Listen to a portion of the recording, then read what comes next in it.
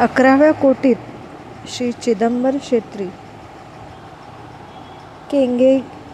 केंगेरीत यांना गृहलाभ आपोआप झाला. शिवाय कित्येक वर्ष पडीक पडलेली यांची जमीन लागवडीस लागली व पीक उत्तम आले. हा एकादश लाभस्थान शुद्धीचा प्रत्यय होय. 12व्या कोटीत नामस्मरणरूप धनाचा संचय करण्याबद्दल म्हणजे लोकात साधनांचा प्रसार करण्याबद्दल स्वप्नात दृष्टांत झाला. सर्वेश्वर सरकारकडून अधिकार दान मिळाले. हा द्वादश व्ययस्थान शुद्धीचा प्रत्यय होय. याप्रमाणे यांचे स्वतःचे अनुभव आहेत. इतर काही लोकांनी हे अनुष्ठान सुरू केल्यापासून आलेले अनुभव यांना कळविले. यांच्या डायरीत नमूद केलेले आहे. विस्तारभयास्तव ते सगळे इथे देता येत नाहीत. आजपर्यंत मार्च 1916 यांच्याकडे सुमारे 1250 लोकांची नावे नोंदलेली आहेत. यात सर्व दर्जांचे व सर्व जातींचे लोक आहेत.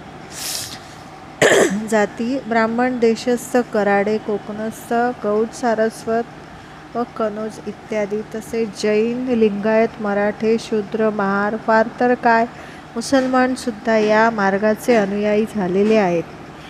कित्येक इतर महानुभाव गुरूंच्या शिष्यांनीही यांचकडे आपली नावे नोंदवली आहेत आणि त्यांची जपसंख्या त्या वेळेपासून पूर्वीपेक्षा जास्त होत आहे व त्यांचा सांप्रदायिक साधनमार्ग अधिक चोखाळत आहे अशीही उदाहरणे सापडतात.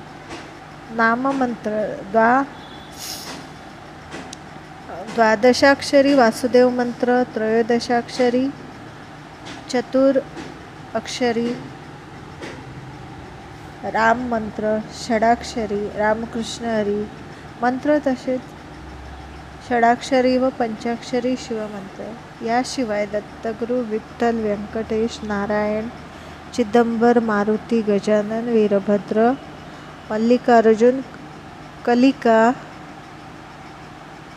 कालिका, भगवती, रेणुका, नवदुर्गा, कृष्ण, बसवेश्वर आहेत व अल्ला इत्यादी नामाचे जप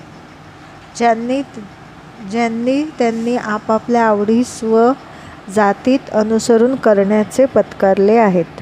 हा जप कोणी माळेने करतात, कोणी बोटाने करतात, कोणी घड्याळावर करतात, कोणी गरीब लोक सुतळीला गाठी मारून त्यावर करतात. असा एक लिंगायत दुकानदार रोज 50,000पर्यंत जप करीत असलेला पाहण्यात आहे.